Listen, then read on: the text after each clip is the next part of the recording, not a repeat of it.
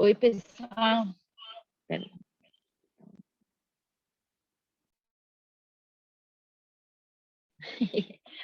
Oi, pessoal, tudo bem?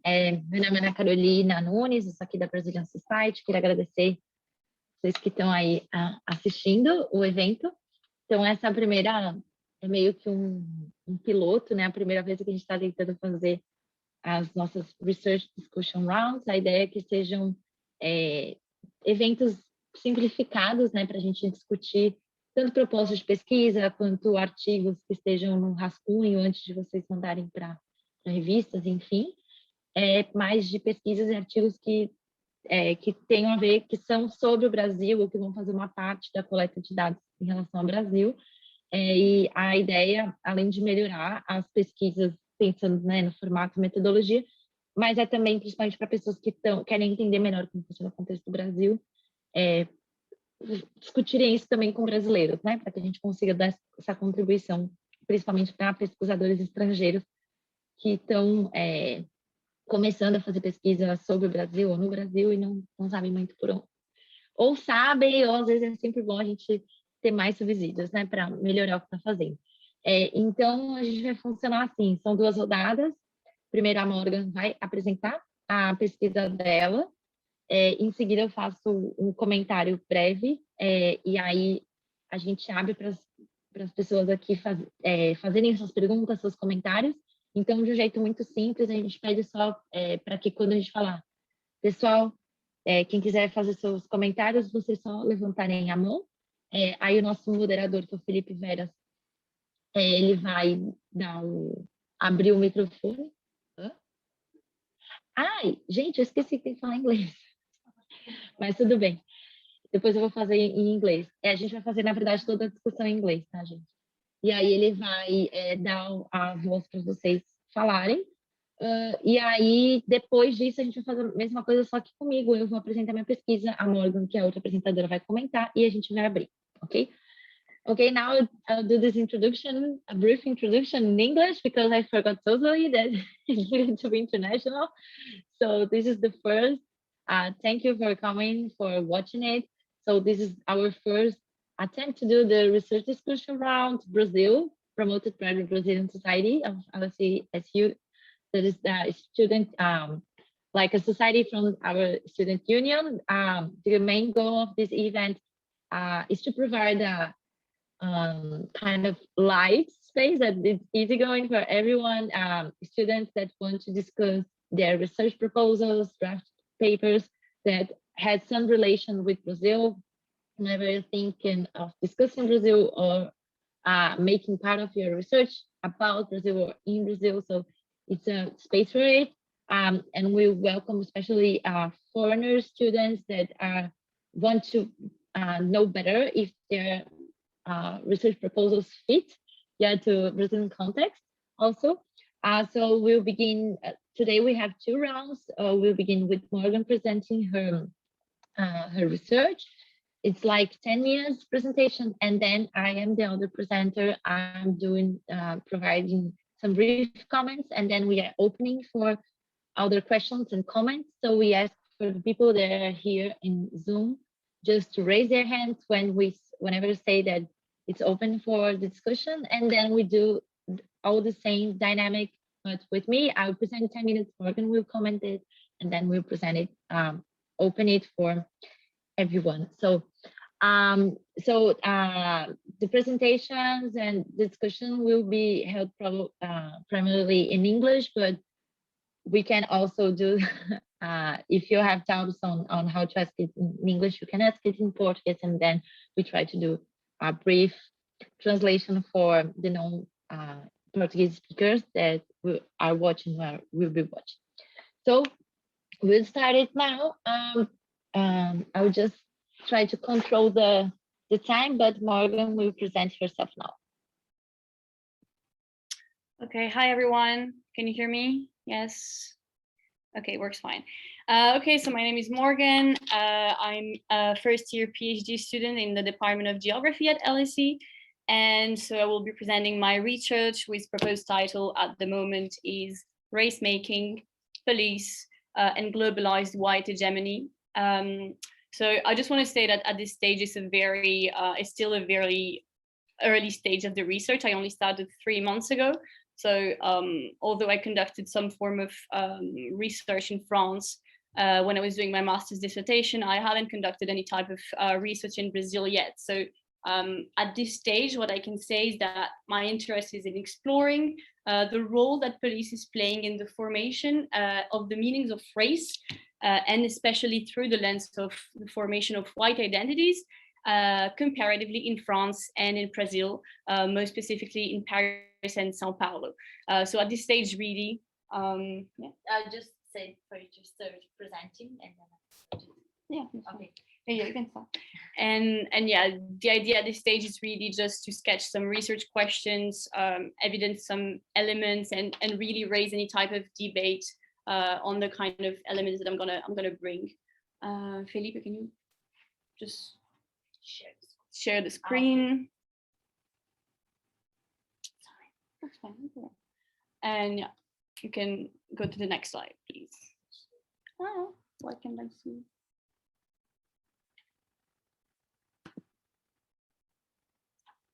I will. Okay, perfect. Okay, fine. All right, so basically what happened for me is that 3 years ago, I went for a study. I studied in Brazil for a year. And at this point of my research path, I was looking at 2 different things. I was very interested in thinking comparatively. So I come from France, and I was really interested in thinking comparatively about 2 different things. The first thing is I was interested in national ideologies of race. And what I'm saying by that, I mean all the coherent system of ideas and ideals that are ruling the way race is perceived in different national contexts. And then on the other side, I was also interested in seeing how the state is playing in reproducing these meanings of race according to the national context. So now what we can say about France and Brazil basically is that both countries, although they're very different in terms of their racial trajectories, the kind of repertoires and the meanings that race acquire, there is a similarity in the way in which they frame the talk that surrounds race. So both countries could be defined as aspiring to color blindness. So those countries have very strong stories and fictions about denying race as a relevant experience, for people in the national context. So in France, you have a very pervasive idea around Republican universalism, which is basically the mythological story of France being a colorblind context, the idea that France and the French state do not differentiate among individuals, and that the only form of differentiation would be realized in terms of citizenship. And then in Brazil, you have still a very pervasive myth of racial democracy, which works by saying that there would be harmonic racial relations among all individuals, and therefore racial inequalities wouldn't be a relevant way of analyzing the context. Now, what we can say is that, and you can go on, despite these strong denials of race, we have in both countries very strong racial inequalities, and also not just strong inequalities, but very racialized awarenesses of the social reality in these contexts. And I like this term that an author, he talked about the hyper-consciousness negation of race as a way of grasping race within this context. So basically what I'm trying to say, and the way I'm shaping the research, is looking at the role that police is playing in the making of race within 2 contexts where we have, on the one side, very pervasive meanings of race, and on the other side, a very strong process of racial denial. You can go on, Felipe. Thank you.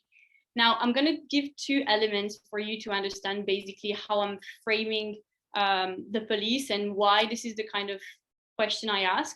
So I understand police as being, first, a methodology for race making. This relates to a number of critical perspectives that have evidenced police as being a rationale for the production and reproduction of racial and social inequalities. And in the PowerPoint, I included a few sentences that I think are saying very well what I'm trying to explain. And then the second element that I want to give is basically saying that I'm not just considering police as a methodology, but as a global methodology for race making. So what I'm trying to say is that in the last decades, we've seen states using more and more police as a solution and as a strategy for governing. So there's been, in terms of policing, a strong circulation of models, of ways in which the police operate. And so we can say today that policing systems are intrinsically connected, and it would be interesting to raise comparative perspectives on what it means to police today. So really my idea is to embed this comparative thinking within this idea of transnational policing and looking at the circulation of ideas, concepts, rationales for interventions, the kind of justifications that police give to their actions according to contexts. You can move on to a slide, please. Now, another element, oh, sorry, there's a problem with the PowerPoint. Okay, it's okay. I want you to understand is why I'm basically looking at race through the standpoint of whiteness. The fact is that today, most studies that have focused on racialized policing have done so by focusing on the idea that police create racial otherness. So they create alterity by opposition to the normativized group, the reference, which would be the power and the privilege held by the white group. Now, the approach that I want to take in my research is building on critical studies of whiteness and critical race theory. But basically, the invention of whiteness, of a white identity, is the reason why race exists. And the problem is that whiteness has very extensively been studied through the paradigm of something that is invisible, that couldn't be named, that would be an empty category. What I'm trying to ask in this research is really understanding what it means to be white, how does it happen, how do meanings of being white are differing from one place to another to give substance and consider whiteness as something that is material. And my idea is to locate all of this question through a study of what the police is doing. For you to understand, you can advance please one slide. For you to understand a bit more empirically what I'm saying, I just wanted to give a quick example that I found when I was conducting research in a French police station for my master's dissertation. And it is one of the preliminary results that explain the way I framed my research. So I was looking at police discourses in the context of France, and what I was seeing is that, well, there were strong social movements at the moment happening in France around police racism and police violence.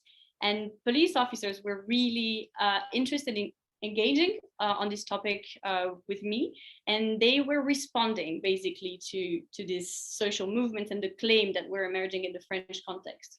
So what they were saying is they were using concepts as Blue Lives Matter and the idea of racism toward the police, racism toward French people, and racism toward white people as a kind of argument, a global argument to respond to what the claims and basically the claims against police racism in France were saying.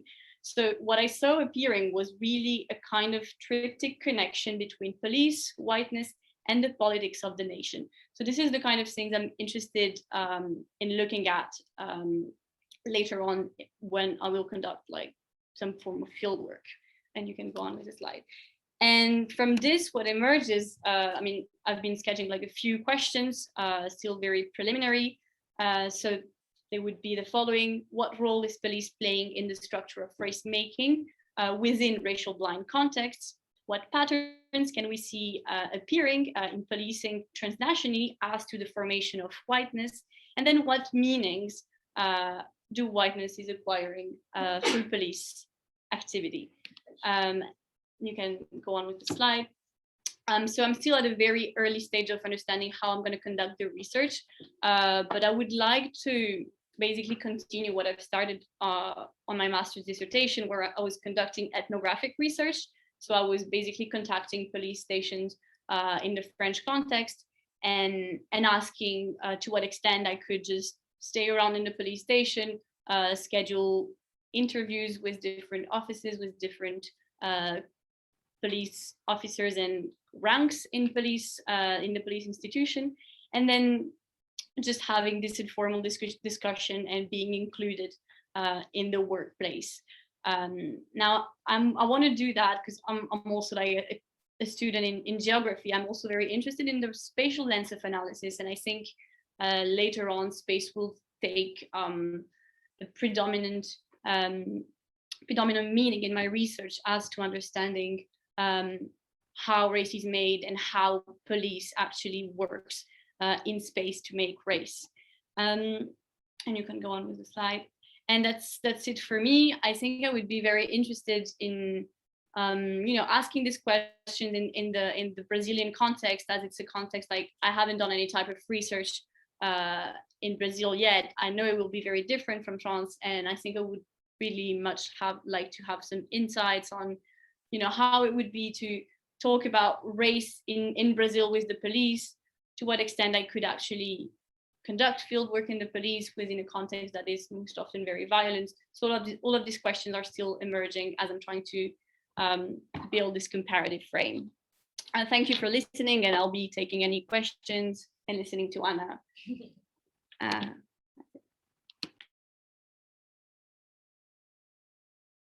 You got some applause here. Okay. Huh? Okay. Are you listening to me? Are you listening to me? Yeah. Okay. Sorry. So thank you, Morgan, for presenting it. So I already knew her research proposal, and I think it's very, very interesting. It's a thing that I'm very diving into, because I study like values of bureaucracy. You see there also. I had some comments. So the first thing, I think the strongest argument of your research proposal is that you bring to this conversation of what is color blindness, because I wouldn't think about how to bond France and Brazil in the same context, discussion race, and this argument of like both nations have this discourse of we don't look to color, so race is not that issue. It's an issue in the US. We're not like a color split society. And I think that it's very interesting to start from this point, especially because you have this difference in context, like a country that is a colonizer and a country that is colonized. So we see this difference of realities, and at the same time, like the sameness in terms of racial context. I think that when you present your research questions, they can go to very different ways. So, and I think that is something that we deal with in the beginning of our research, especially because we have a lot of things in our mind, and I think you need to pick up one of them, because like if you're focusing on how they produce whiteness, I think this is a very interesting from my point of view. Or how does police produce racial difference? So I think you still need to pick one of them. And I would also point out that I think it's very important for you to give a good overview on how counter narratives are emerging in both countries, because we have like an hegemonic narrative of race difference that is like we color blindness, we don't have this race difference, but we also have like very strong social movements that are like presenting their counter narratives and say, no, we live in a very racist country, so this is a problem that the state should address. So, and how is it also being perceived in the institutions? Like how is there any policeman that presents itself as anti-racist? Is there any policeman that like recognizes himself as someone that can reinforce racial difference, for example. And I think this kind of conflict cannot be ignored because it's part of our actual context. And as you presented in your preliminary results in France, it's already an issue. So I think it's very important for you to make it present. And I also think it's very interesting that you propose to ask who is white, because most of the words I have seen, like with police and race, is mostly to say like who is suspect, so who is racialized as non-white. And so you propose the opposite. That is very important also. So how do you build hegemony? In the end, I would also add to you two stuff in Brazil that I think that you need to find a methodology in which you can engage in conversations with this policeman. And it's very difficult. I understand it's very difficult to build these bonds of trust, but you need to take in account the limitations on how far you can go in this deep dive in their realities, because you won't like enter in their cars and and go around the neighborhood with them, but at the same time you need to like live what is their daily activities. And also I would say to you that maybe you need to make it more clear what is the importance of the space in your research. Like, where is space in your research? Is the space related to race identity, or are you just taking it like as a background of your discussion? And I think that maybe you face this discussion in your department because you're in the human geography department. Yeah, but that's it for me. It's very interesting, and thank you for sharing with us. I don't know if you prefer to answer me now or just to listen to the comments and then answer. What do you prefer? I think I can reply, and then we can go on to other questions if there are any. Yeah, so the first thing about well, the narratives or color blindness and all this dispute around narratives and counter narratives. Yeah, I think the first thing is, of course, you have an ideology, like predominant ideology, but you like it's never a static thing. You have always this kind of dynamical and disputes, right?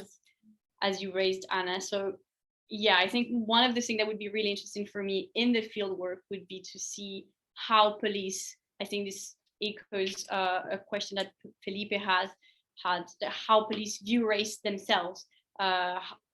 Yeah, basically how they apprehend it in the field. Do they talk about it? This is a question I'm gonna have to think about, especially as I'm engaging with police officers in the field. Like, do they talk about race? Can I come into the research saying I am looking at race? Is it something that I should wait for them to bring to me? So these are all kind of narratives that I'm interested in. As I said, I'm interested in the circulation of ideas, and it relates to the fact that police individuals themselves have a productive force in the kind of political ideology that is at play in the system. So yeah, I think all of this idea of narrative and counter narrative is going to emerge in the field under some form or another that I need to figure out.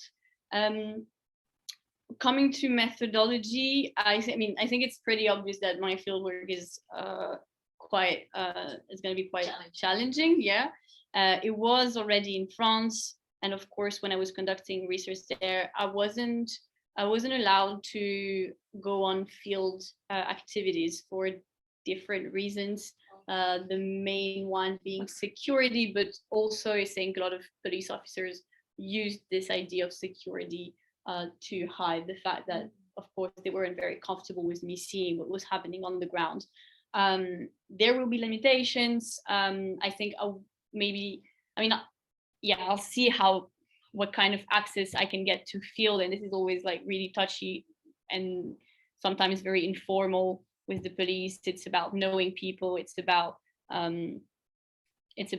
discussing and being just on the field and see what's going to happen. So these are questions that are surely going to emerge. And in terms of space, I think I want to use space more than just as a background, because yeah, for me, police is something that is inherently spatialized. The way police act in the field is always related to how they imagine people being in the field. Like our social and racial identities exist because they are related to spatial settings. So I think all this notion that it's going to be like favelas in suburbs in Brazil, it's going to be like the banlieue in France. And I think all these categories are also part of what having a racial identity means. And this is something I want to work out too.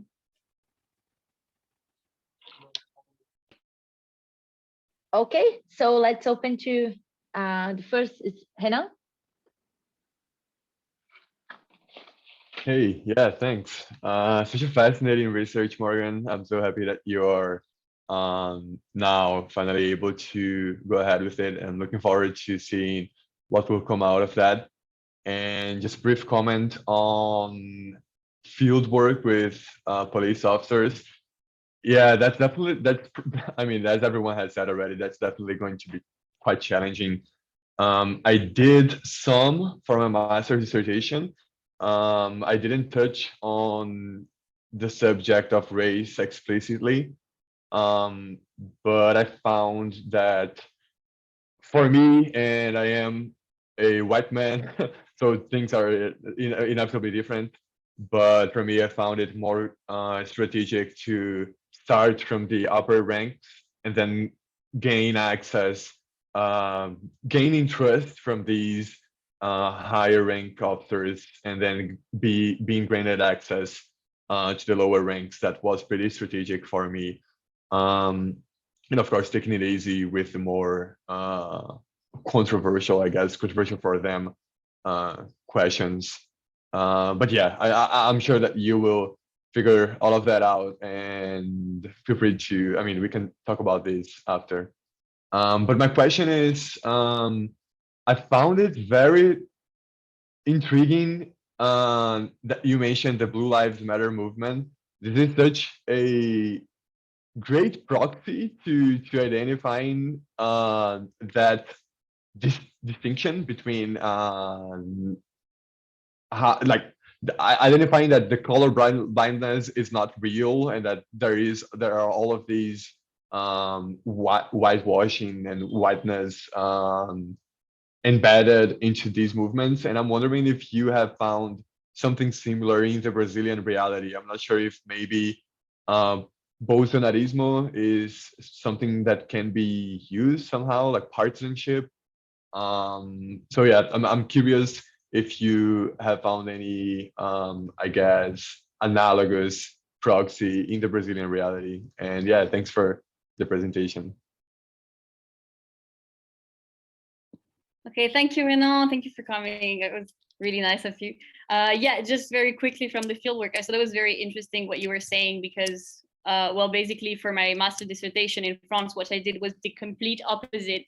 I was sending emails to police stations, like the official email of the police station. And I was like, hi, I'm a master student. I want to research police. And, you know, I didn't really have time to go into like the higher ranks of police.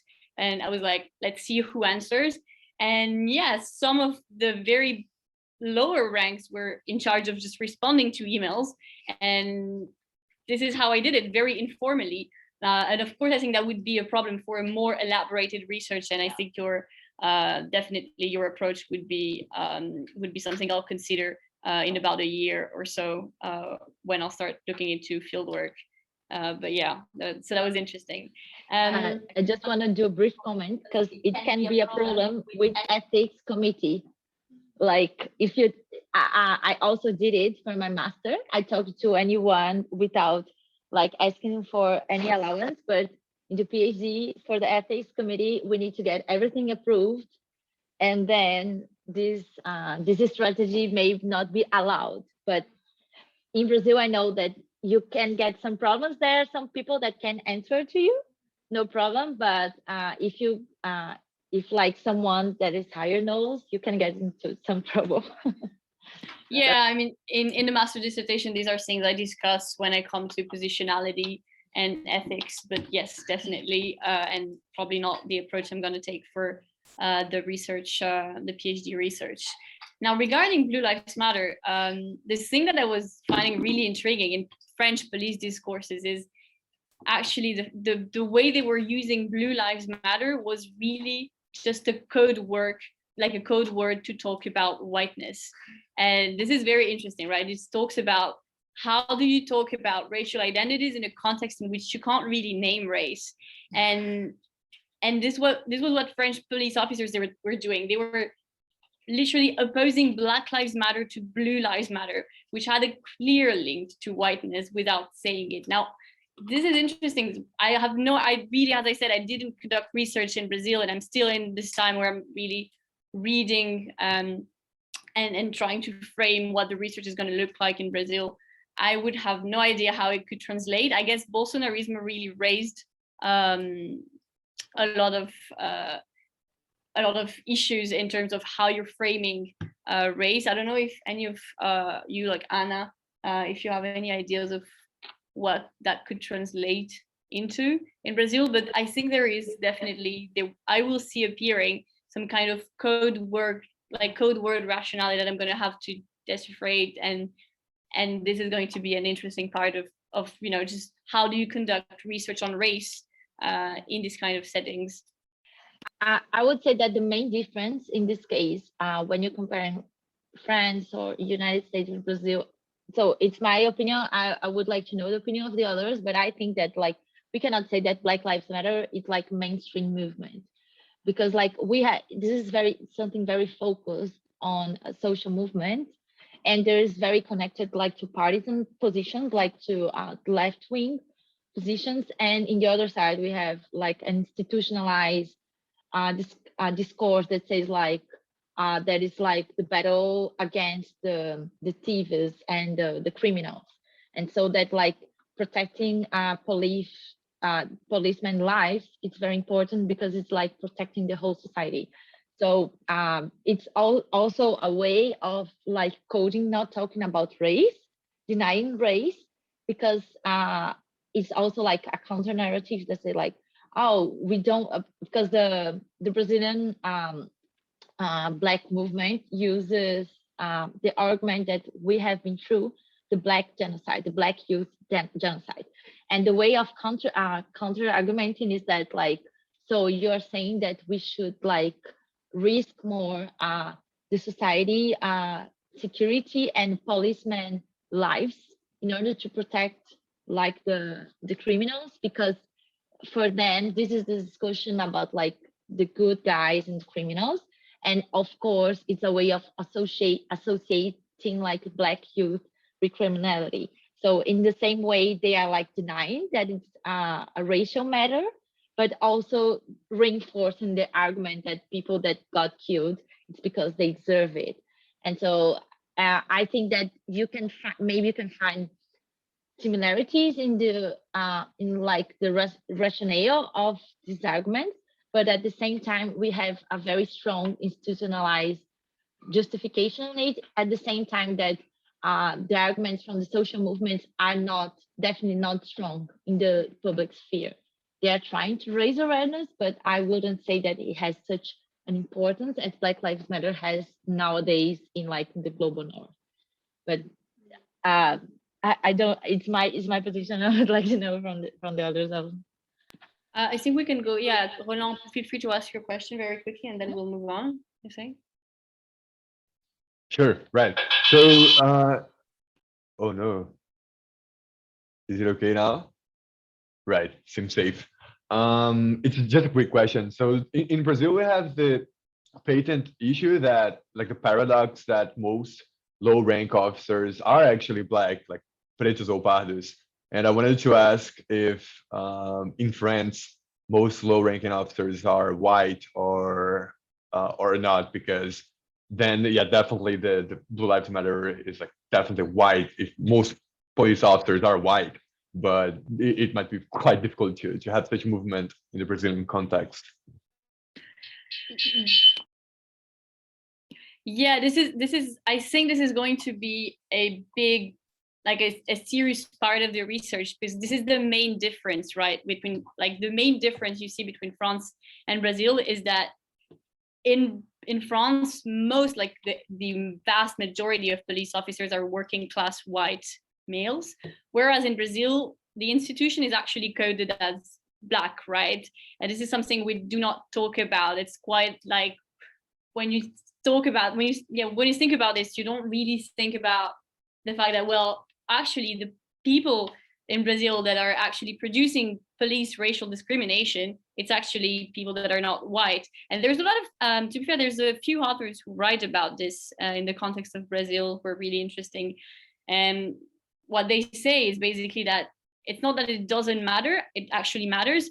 But the point is that these individuals are doing the work of an institution who's really functioning through the idea of white supremacy. So the individuals that are just working through it are just basically reproducing how it functions. I think there's going to be a lot of questions of internalization for me, in terms of understanding to what extent are racist prejudices just internalized, how Black police or non-white police officers in Brazil distantiate themselves from bandidos. And I think these questions are really definitely going to be a big part of the research. So it's a big question. I would also add the fact that we have like a majority of non-white police officers in the low ranks. But when it comes to the higher ranks, because we have different ways of entering the police corporation in Brazil, so the higher ranks are like whiter, as most of our public organizations, like the majority of public officers that have lower salaries are non-white, and when you go to the higher ranks, they are white. So it's also a matter of racial hierarchy, and in a highly hierarchy organization that is like the military police, so people just say, I'm following orders. So, and I think this is a huge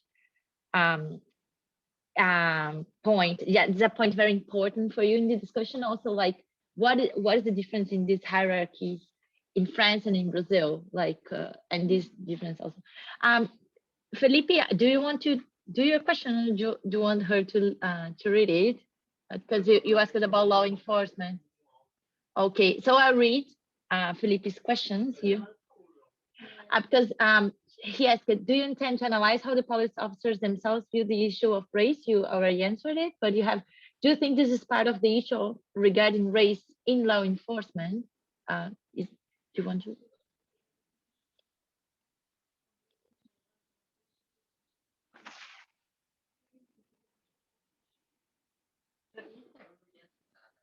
Okay. Okay. Yeah, please. Who else has comments and questions, commentaries? Okay, I'll just add something that came to my mind. I was very curious. There are some ways of doing research in which are non-conventional. You just like provoke.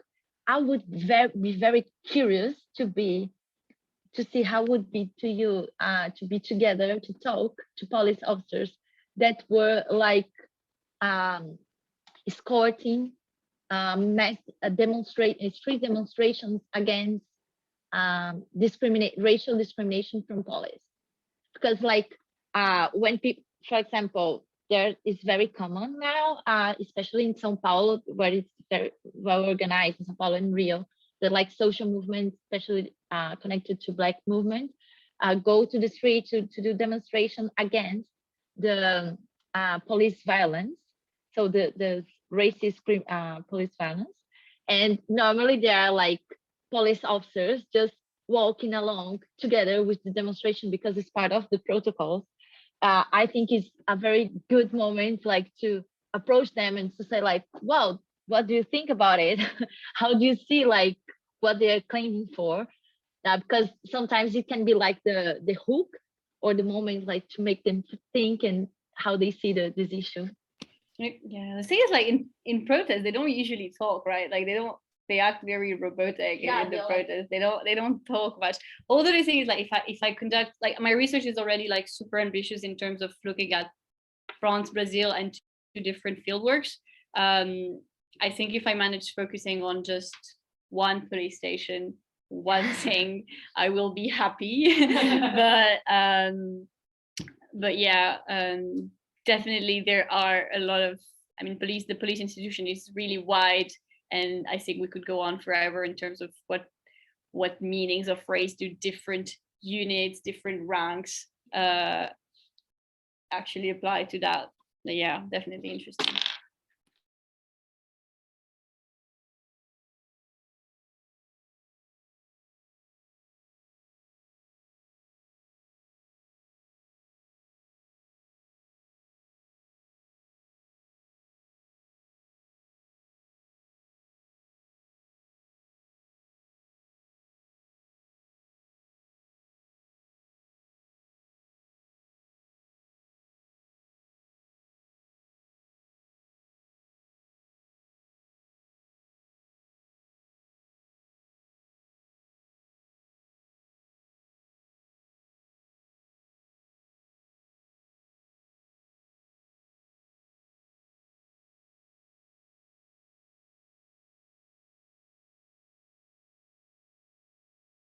Oh, have you heard me? Oh, I was mute. Have you heard me? Okay. I just saw that I was okay. Yeah. Just to say that I think this is a very interesting thing also to compare, because we have this racial difference also between France and Brazil, that in France, you can say that like the non-whites are like the other because they have this race identity based in the nation. And so the non-whites are the other because they are not even seen as French. France that has this way of connecting to it. So it also explained on why a lot of people from immigrant background cannot even enter the police.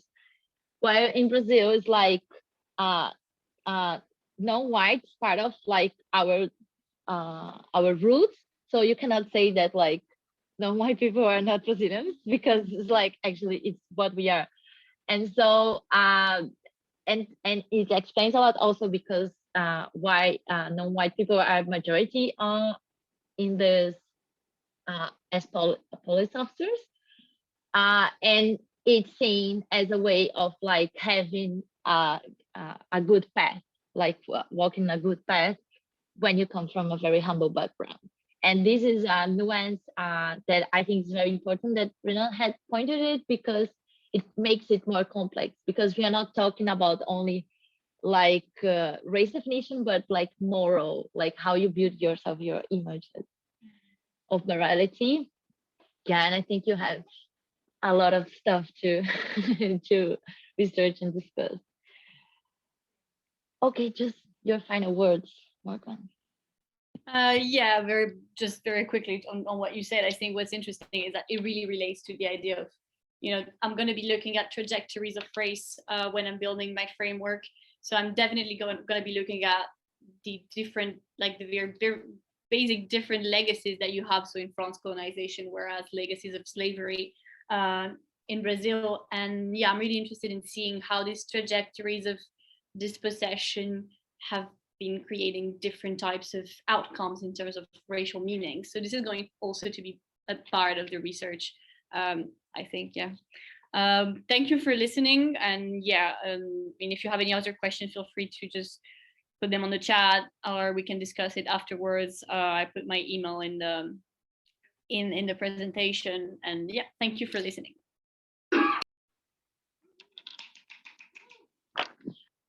Just that we'll leave the links we'll send you the links of the recordings and also of our works if you want to listen to read the research proposals. Okay. Yeah, and how to get in contact with us. Okay, now I'll present so I'll also control my own time, so it's a bit biased, but I'll try. Yeah, if you can you? Okay, thank you. So in my case, so Morgan is beginning hers. In my case, I am supposed to be finishing my PhD research. So I just did the qualifying. So it means you can go to the first, please. I just did like the qualifying. I don't know how to translate it, but here's the upgrade. Thank you, Renan, for your presence and your very special contribution. And so it's very like defined. But I still need to work on some stuff in the methodology, and I'm expected to do like the field work until the end of the first semester. So let's go. I'm a PhD candidate in public administration and government in Brazil, and I'm here as visiting researcher. You can skip too if you can skip this for the, yeah. Okay, so I begin with the assumption, very important assumption, that ideas are very important for public policies. So when I think about public policies, when you discuss how a public policy is, so ideas in the center. So in the policy design itself, ideas are important, but also for the legitimation of these public policies. But also for another aspect that is kind of forgotten, that is the implementation, because policy is done also during the implementation. It's not this, some people believe that we only design and then you implement the public policy, it won't change, but we already know that it's not true. So through this process of implementations, the idea of people that are implementing are important also. So people that implement public policies, they are individuals that have their own values, their own beliefs, their own ideas, and these values and beliefs may be in total accordance with the objectives of the public policy or not, or maybe like shock against with this public policy they are implementing. And it's important because this personal belief may even be more important than institutional constraint, or it means that the public policy implementers may even like mock rules or sabotage a public policy if they don't believe in the objective of the public policy. And I'm not saying that it's good or bad, but you need to understand the ideas of the implementers in order to understand also how the implementation happens. You can advance. So values, ideas, and beliefs of people that are implementing public policy, they are very important, and they are even more important when we are talking about a public policy that has a subject that is very contentious, that is very polemic, that raises huge debate. So, for example, when a public policy is created in order to respond to the pressure of social movements. In the case that I'm studying, is a public policy that is created to respond to the pressure exerted by young feminist mobilizations. This picture I'm presenting to you is from the Slut Walk that happened in São Paulo in 2015. I was there probably. And as you see, there are some young women like with their naked breasts. And so you can imagine that that this way of demonstrating and putting pressure it's very polemic, and it would raise a huge debate around the subject. And so in the case of policies to fight sexual harassment, we have a very active movement of these social movements that worked that engaged in a discursive battle to show that sexual harassment is not like compliment, is not like part of flirting. It's actually a violence, and it's that a violence connected to gender. So one of their strategies, besides of like massive demonstrations, is also using digital social media to share their own embodied experiences. So how they experienced sexual harassment, in order to show that it's a very shared and common experience across especially women and young girls. So it's connected to gender. But it's very important to point out that in this case, the answer from the government is given from outside the social movements. these girls are not working in the organizations that I'm analyzing. So we don't have like activist bureaucrats in this case. There are in some cases, but not in this case. So I'll present you the public policy I'm analyzing. The case is the public policy to fight sexual violence in São Paulo city buses. Here you can say one of the publicity pieces. I don't know how to say it. So the aim of this policy is to change values and ideas, not only from people that use the public transit system from São Paulo, but the whole society. Is like to send a message to society saying sexual harassment isn't something nice, so we need to we cannot tolerate it anymore. But also has an aim of changing behaviors of people inside the public service, and to send a message to bus drivers and people that the operators of this policy that they should neither commit, neither tolerate this kind of violence inside of the system. You can go ahead. This public policy began in 2020, so it's really, really recent. It focuses into actions. First of all, it's encouraging users to report cases of sexual violence inside of the system. And the second one is discouraging misbehavior, so trying to avoid it to happen. In this case, the actions are mostly led by women that work in these organizations, but there are organizations that are running these public policies are connected to public transit. So Expetrans, that is like the public bus company from São Paulo, and the transport ministry of the city hall, and the transit department, thank you, of the city hall. And it's very important to point out that these are very male-dominated organizations because this sector of transport is especially very male-dominated. So these people that are implementing this policy, they use it to work in organizations that until like 2020 did not recognize that it was their responsibility to deal with it. So they work like diving in a context in which gender wasn't even like a thing to discuss. So it's something pretty new for them that they are discussing, and they need to deal with it. So you can skip this. You can skip this. Okay.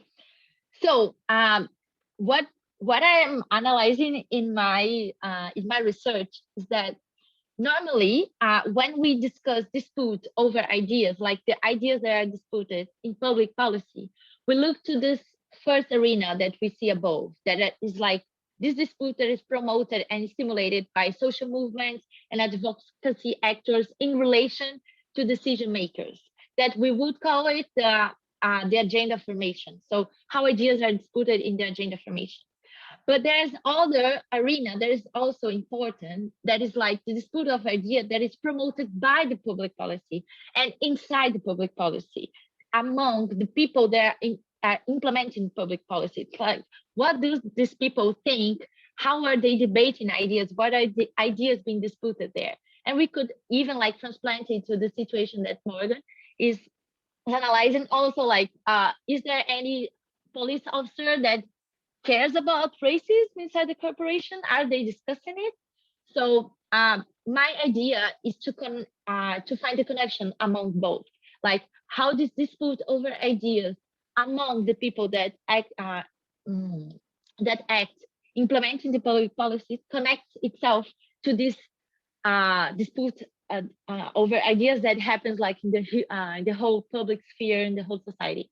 So this dispute of ideas that we can understand, like when we are talking to our family, for example. So this one is like a reflection of the other. So you can skip this also.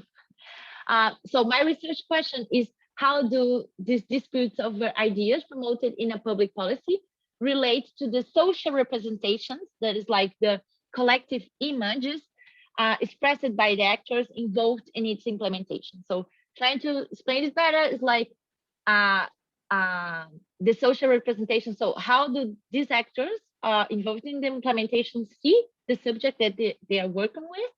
And so how this conflict among what they think relates to general discussion about gender violence, about who are the criminals that committed, who are the victims. You can skip it, okay?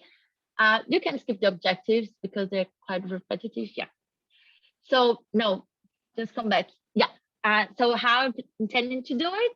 So I'm intending to talk to policy actors that are involved in this implementation of this public policy, like policy decision makers, and also with street level workers.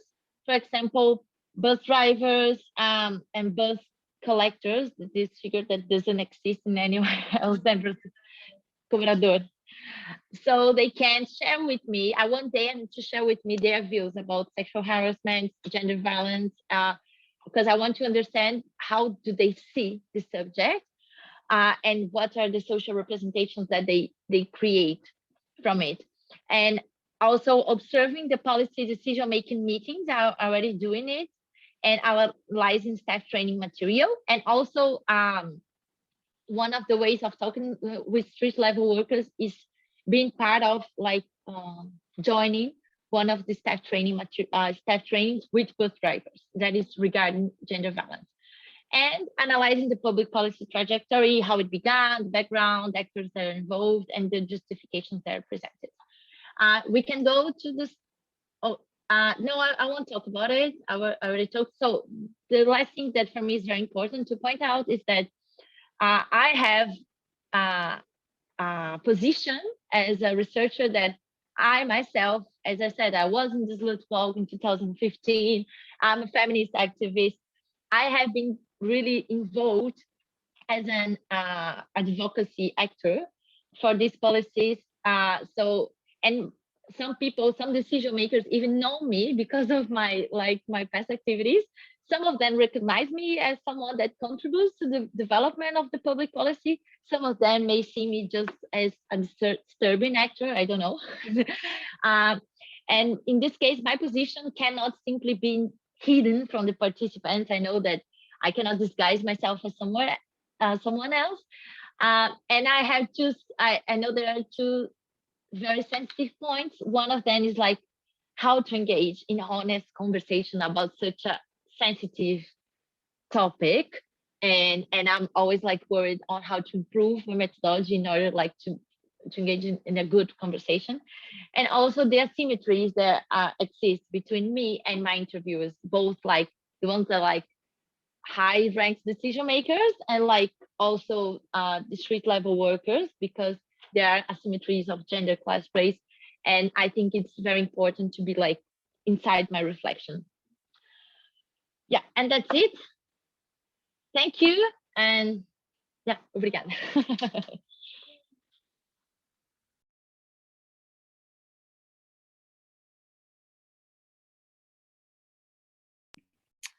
Okay, thank you so much, Anna, for this presentation. I think it's a very necessary project, and if there's something that I want to retain, like if there was one thing that I had to really remember about your project, is something that you said, I think, really well. The idea that implementation is always about production. So the process of enforcing in policymaking is always related to the meaning of the policy itself, and individuals, like you have institutional power, but you have actually individuals who are the ones who are putting to work the machinery of what it means. So basically they are really endowed, it is individuals within the institution that are endowed with productive force, and therefore, as you totally said, the collective imaginaries, the values, the opinions that inform their mind is productive and is something that has to be tackled. For me, what happens when you talk about this institutional power is a question of cultural production also. It's about negotiating the kind of ideas that we want to see promoted in society. And this talks a lot about feminist praxis, right? For me, your project really resonates with also the idea of feminist mainstreaming, the idea that you have radical ideas, or ideas that could be labeled as radical, and how do they make their way in society, in everyday spheres of like social organization. Yeah. And I think in relation to the questions that I have, and I know it's something we've kind of touched already when we were talking about it before, is the relation between ideas and practices in the context of the research. And it's a question I also have in my own research. Yeah. And it's this thing that is always brought up, that you can't just look at ideas and narratives. You have to look at the relation, the kind of causality that exists between ideas and practice. So when I say, I looked at police discourses and I saw that police were saying racist things, what does that mean about their work practice? Can you automatically say that there is a relation between what you think and what you do in your professional sphere? And this is a question that I have to think about myself. And I think it's a question that comes up a lot when you're thinking about institutional practices. So yeah, maybe if you want to expand on that. And then I also had a question about that relates more to positionality. You mentioned a lot that you were, you mentioned that you were yourself a feminist, an activist, and you also mentioned that your audience is predominantly male.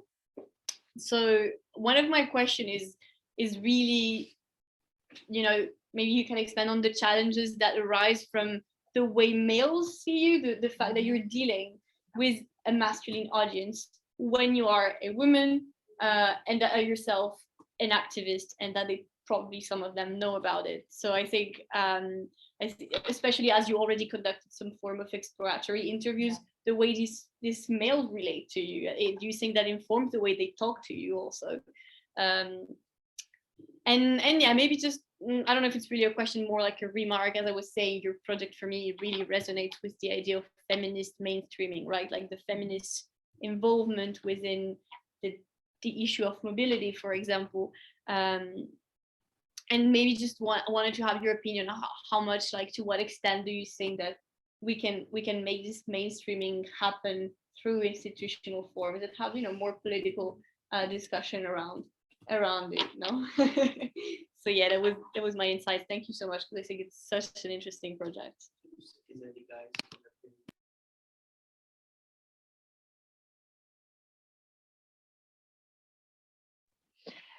Morgan, thank you a lot for your questions. Not so easy to to answer. So I'll begin with when you say about the relation between practices and ideas, because sometimes we got questions. So okay, you want to know what they think, so why does it matter? Like, why does it matter? Are they ever applying what they think? So what is it if you have like a Nazi police officer? Is he doing anything that is like against the law? Because if not, so why do you need to know it? It's a common question that sometimes we listen to. But in the literature, we already know that like individuals, when they are working, they are not always like just following the rules, institutional rules, like, because we are humans and we take decisions that according to what our space of discretion we have. And sometimes we go through very like to ethics dilemmas in when we are working. So it's part of our human nature, we are not robots that just follow the rule. And in public service, especially public service in which you are like street level officer, so you don't have a supervisor all the time following you. So sometimes you have your space for discretion and just like mocking the rules or not following them 100%. And sometimes you can do it like even like to pursue what your ideals are. So in this case, I understand. I don't like to work with an idea of causality, because I think it's very much from like political scientists love to do it, and especially with quantitative approaches. And I'm not this. It's not my approach. I'm a feminist researcher, but I think the relationship is very important. Like important first to build the relationship between ideas and practice. And in this case, I think it's important to see, especially I'm interested in understand how people see and what is their idea of who commits sexual violence and who is the victim of sexual violence. Why I say it? Because from the experience that we have in the literature regarding gender violence, it's like a determinant on how people are going to be treated. So if you're not seen as an ideal victim, it's very likely that like the police officer won't help you properly. If you're not seen as the ideal sexual harasser, sexual predator, how they call it, it's very likely that people will just like not care about it. And it plays a huge difference because it's part of the judgment of the categorization that these implementers they take. If they, and this is very related like to discretion also, we can bring it also when we are talking about racial discrimination. So what is the main difference if a police officer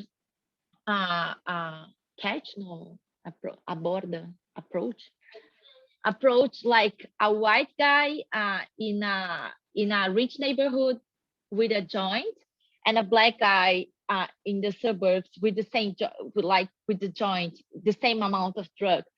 So according to their social representation to what a criminal is, what a threat is, he can behave very differently with the black guy and the white guy, because and it has like a judgment system in their mind that not only follow rules like institutional rules but also their judgment.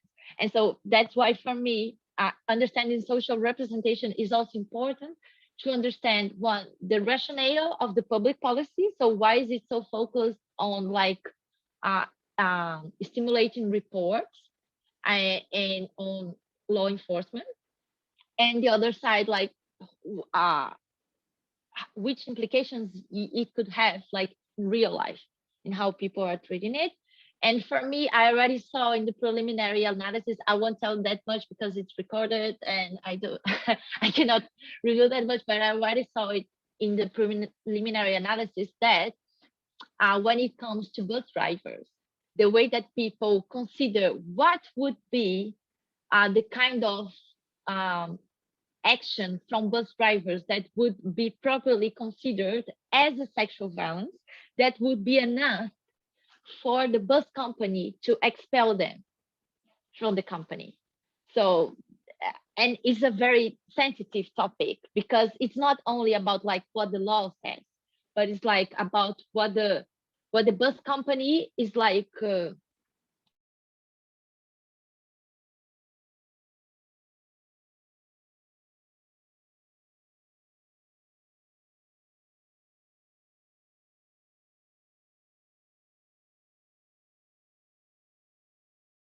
part of, yeah, in zero tolerance policies, part of their compliance rules, and they are and now they are pressured by the contractor, that is the city hall, to do so.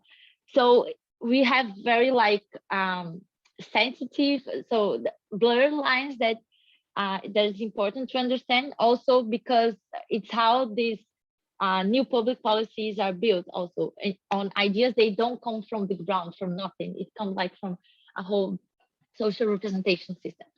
And so the challenges that arise from dealing with masculine audiences.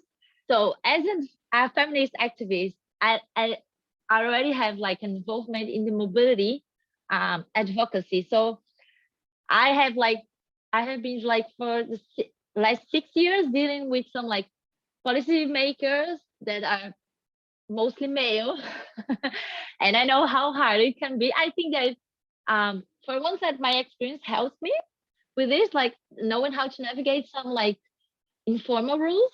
But in the other side, I think that like recognizing that there's this asymmetry is very important, because I know that my presence already like is a thing, that our bodies are not neutral, like we are never neutral in the space. And in this case, this asymmetry is part of the research, like how they react to me, to my presence. It's part of the research. I'm not so afraid of how is this topic, on how to engage in this conversation with policymakers, because I already know some of them. So I know how to navigate in these rules. And I think that like building alliances especially with the female officers that like are leading the public policy can help me. But I'm really thinking on how to engage in this conversation with bus drivers and bus collectors, because it's another universe that is much more male dominated, and I don't represent anything for them outside besides like a researcher.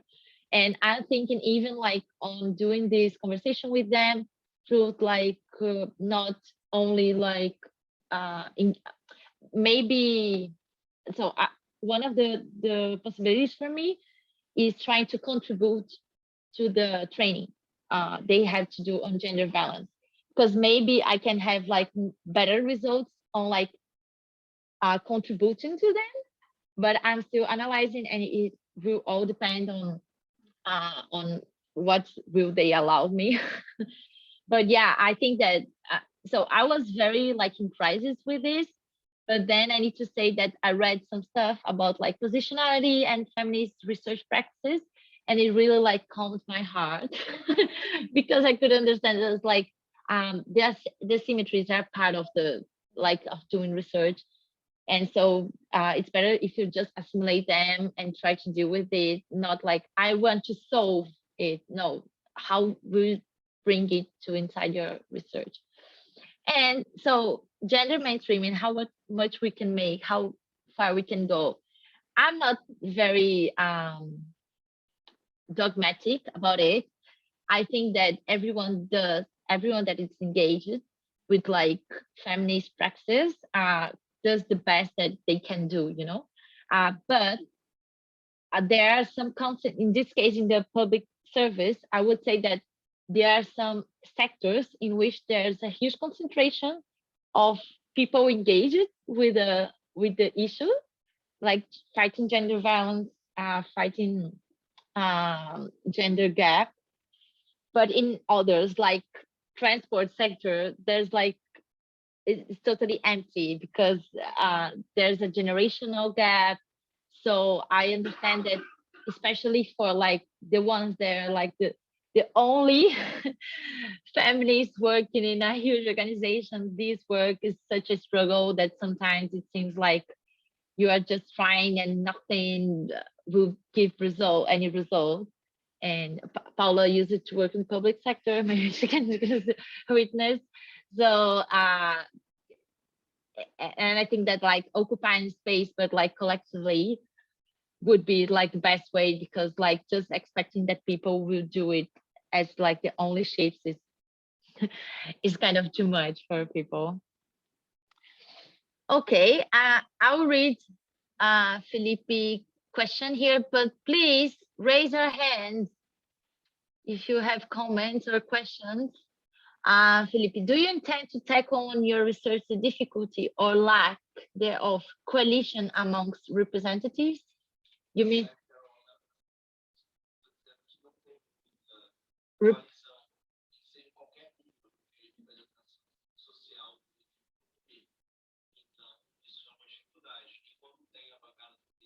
Yeah.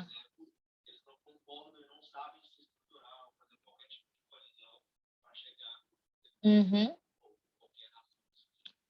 I'll talk about it because I have an insight that for me it's very interesting in the context of the public policy that I'm analyzing. I'll read this question too. You mentioned the responsibility of policymakers to get involved in their own legislation. Do you think we run the risk of, after their mandate is over, those practices falling into oblivion? So in this case, this policymaker is 100% run by the executive branch.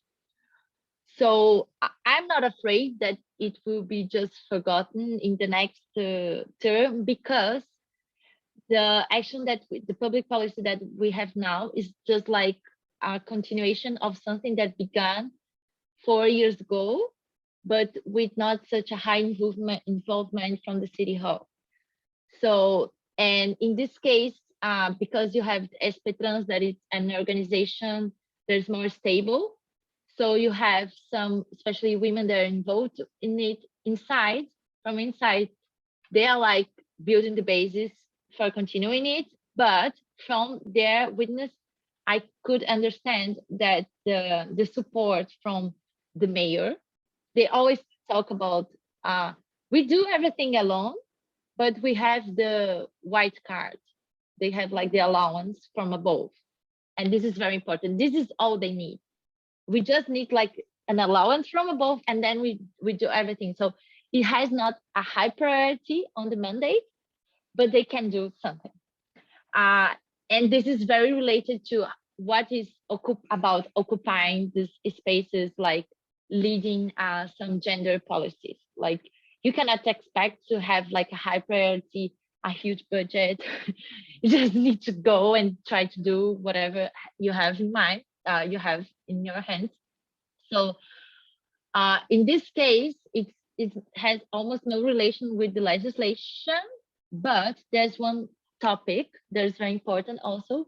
In 2018, in Brazil there was a law that was approved that is called that creates like a new tipificação. Yeah, but I don't know. Huh? A new crime. Yeah, it's like before it was a crime, but the way that it was framed was not so recognized by judges. So they created a new law with the justification that they needed to fill in a gap, like a legislation gap. So, and from this moment on, there would be more examples of cases in which it would be considered, and sexual importunation is the name of it, the translation, literal translation in Portuguese. Because before it could only be considered either like sexual assault was more related to labor. So like labor, like sexual harassment.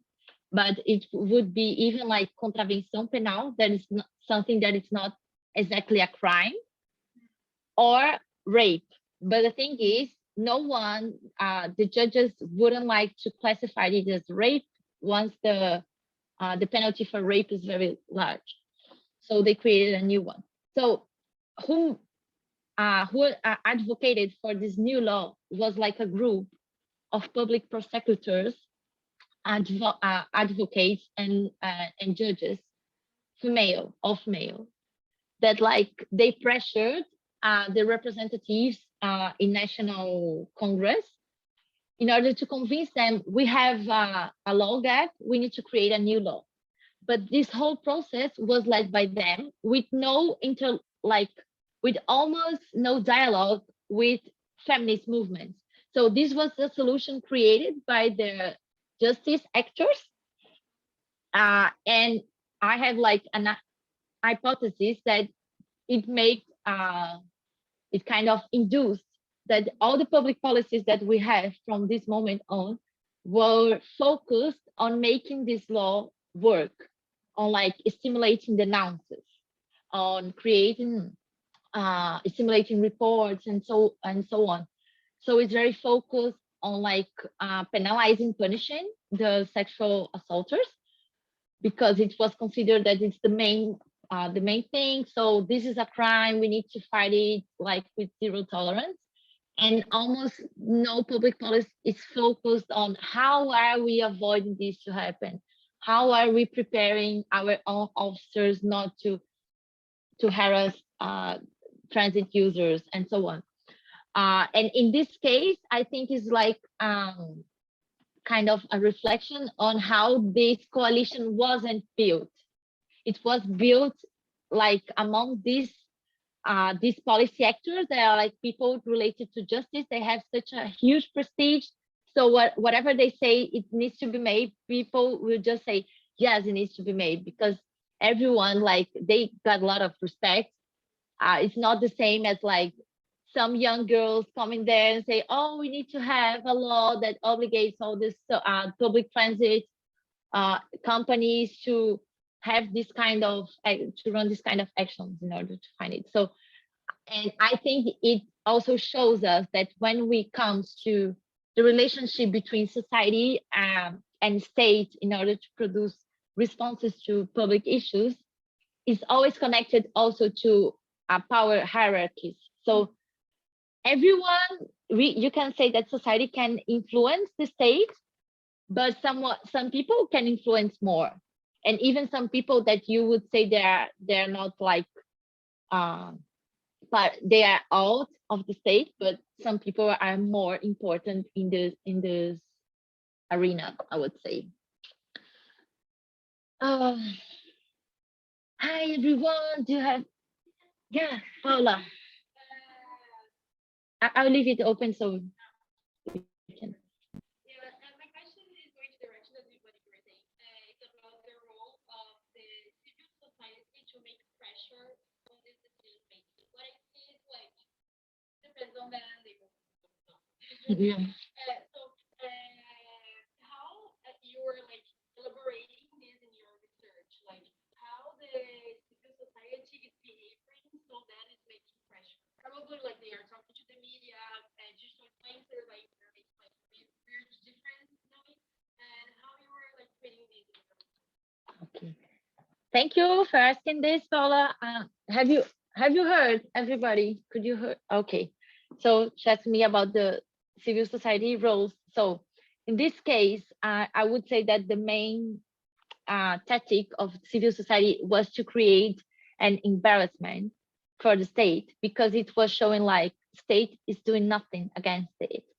And it created also an embarrassment to public transit companies, because they have their they already have been through like public image problems, and this like another problem. So I think that showing that this is a problem of, and someone needs to focus on it, because like we use public transport, so we have the right of using it in safety.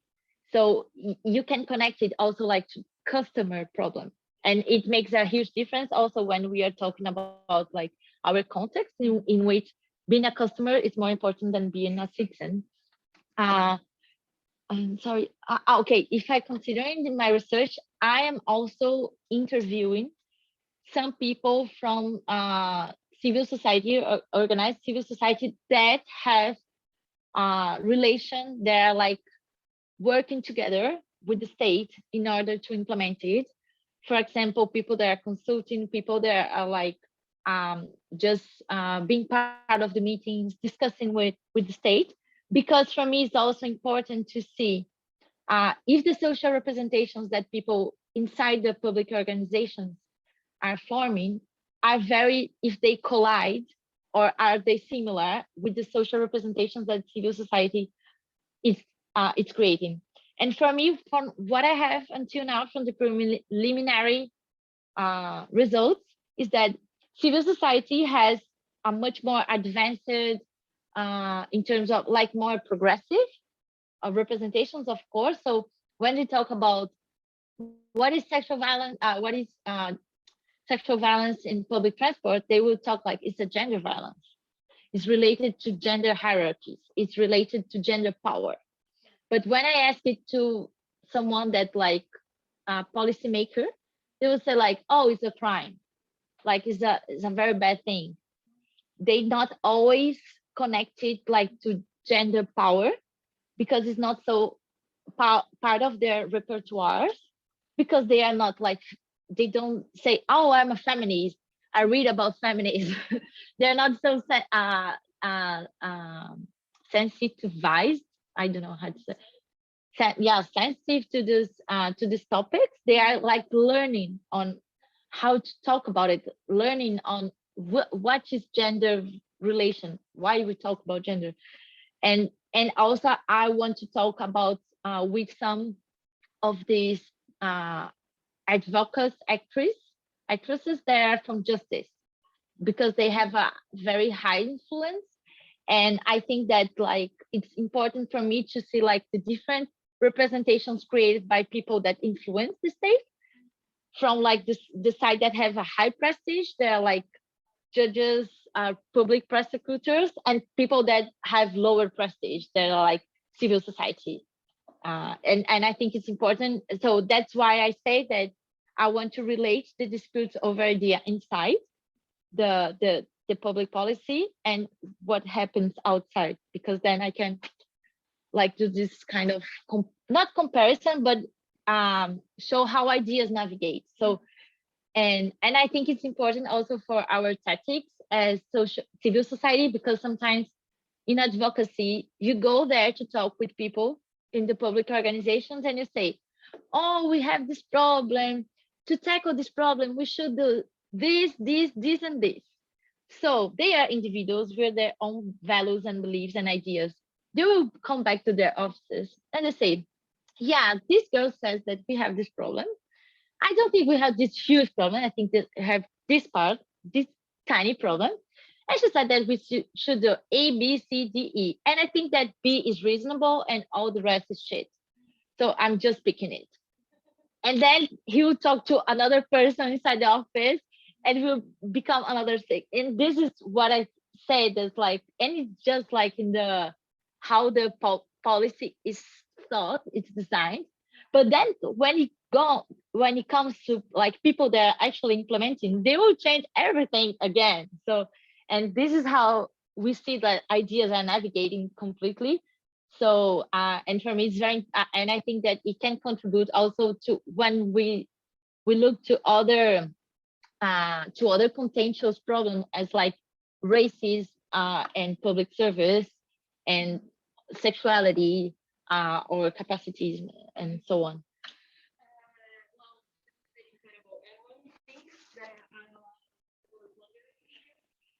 It's the difference between the street level of your both research.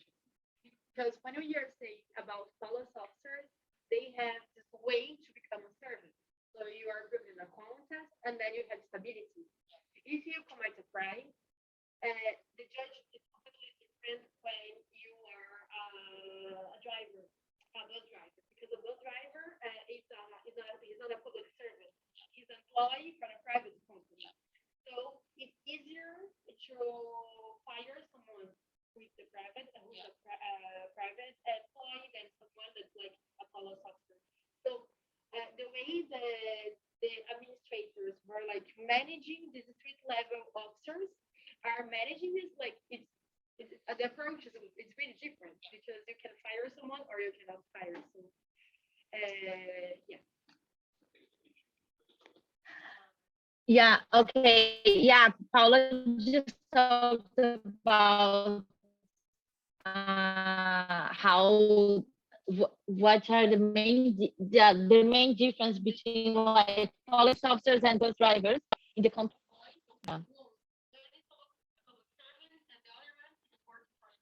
Yeah.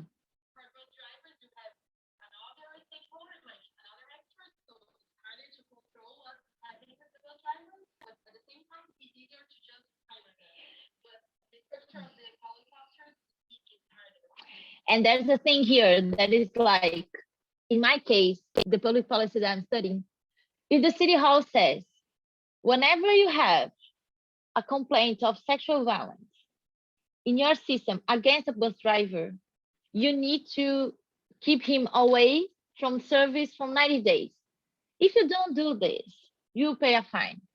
If you do this 5 times, you pay like an even higher fine. So they are the contractor. They can do it. They have tools to do it. But who would do it with police officers? To say like, oh, if a police officer kills someone, you need to fire them. Who is saying this? Because who is paying is the state, and like the state logic for the police officers is exactly like the opposite. Yeah. Yeah. So you cannot control movement. If you see a police officer committing a crime, how can you go against it? How can you punish the police officer? It's much harder, and sometimes the process is so slow that people just give up on punishing them. That is much easier with the bus driver. You have a reflection of it. I mean, I think coming to the question of police, like the biggest problem that you see happening in most contexts, is that police is controlled by police itself, right? Like this is a modern absurdity. Like it's not just a bureaucratic process, it's that the police institution itself is looking at itself. It's the most anti-democratic form of institutional abuse that we have, I think. So this is the first problem. Yeah, and I mean, like, police is pretty much protected by a lot of institutional powers that they have, and it's very interesting. I mean, I'm thinking in France again because this is what I know more about at the moment. But despite police officers really engaging even in protest because they want more, they want to be protected by the state more, there's so many studies that have shown that in the last decade, police powers have been increased in every way. Like their legal protections, their institutional protections have been increased massively. So it's become almost impossible to prove something. In the context of police doing something wrong, you have a serious problem of discretion, of legal powers that make it really, really hard to just lay accusations on, like, And what they are trying to do here. Yeah, I've read statistics. Leave it so we can listen to you. I have read statistics about the difficulty of positive decision involving police officers in the US, in the sense that they were found guilty of whatever they were accused of. But I haven't seen any studies like this being made about Brazilian police officers. And we do have an additional difficulty, perhaps, that they are subject to a different branch of the whole judicial organization. So we're talking about specifically in Brazil, the military justice, which they have different judges, different prosecutors, different public defenders. But theoretically, at least, the proceedings should be the same. But I haven't read any statistics about condemnations of police officers. Do you intend to tackle this? Or because theoretically they are confidential regarding the names of the police officers, but the findings themselves or the decisions are not. So in a broad sense of the whole question, maybe you can at least ask for statistics on how much types of cases they are, and within those, how many of those we have condemnations. Does that make sense? Yeah, that makes sense. Yeah, definitely. But definitely, I mean, there's an issue of transparency anyway in terms of police institutions that plays a lot. And again, I'm thinking, and this is just not just France, this is more like a global thing that's happening in when police commit crimes, is that they have so many tools to just protect themselves. They can just say, for example, if they do some form of abusive profiling, something bad happens, and they just say, yeah, but the person rebelled against me. And this itself is a form of just like just reversing accusation, and you can't do anything. So although the procedures are the same, like they have a serious advantage in terms of the tools that are given to them, and they have legitimacy, like they have so much institutional legitimacy. And again, there's a question of transparency that is so crucial, and we're not tackling this right. I think like there's so many issues about police officer wearing body cameras, like all this kind of reformed that are happening, but in reality, you know, police officers have cameras and they'll turn them on when, you know, when they want. I mean, so we're not tackling, I think, the problem at the core yet with this forms of measures. So we are finishing the next 5 minutes. Just say that I think this case of not only in police but also in sexual violence, these are some examples on how like having good rules isn't enough when it comes to public policy or law. But public policy, especially because it's what we are treating here. Because so if people don't believe in what they are supposed to implement, they can simply sabotage it. We are seeing it like in the federal level happening like in all areas, like people simply not doing their jobs because they don't want, like you can see what happens like in the culture secretary in the federal level. They just stop it working. And so we have no currently we have no public policy for culture. But in the case of the police, we have plenty of stories of like crimes that haven't even been registered, and they have a whole like environment in which they can do it. And the case of sexual violence, this is also true. And in my case, listening from them, for example, there was a moment in which I listened from someone that I interviewed, narrating a case that it was very clearly sexual harassment in the environment of work, in the work environment, but it hadn't been punished because they thought it was like, oh yeah, we needed to talk to them, you know. And it, for me, it shows like the connection between ideas and actions. Like if you think that sexual harassment, sexual violence is only something when you have like rape and penetration, you won't feel motivated like to engage in a full like process in order to denounce your colleague, because you say like, no, this isn't so tough, it doesn't deserve like a whole process. So this is, I think it just shows us that like understanding what people that work in public policy think, it's important for us also to understand why public policy are happening the way they are. So this is like the study of real life, and it's also is as important as understanding like public policy design and so on, because in the end we need to understand what goes on in real life. And in the cases of like public security or violence in general, so real life, it's almost as important as understanding rules, because rules are made in real life. You have the rules, the institutional rules, and you have the real life rules. Okay, so thank you for everyone that was part of it with us, that discussed. Do you have a last question? There's any hand that is raised here? No. Okay, we'll share our contacts with you, and thank you for being part of our first research discussion round. I would like to thank Morgan for presenting for us, Felipe,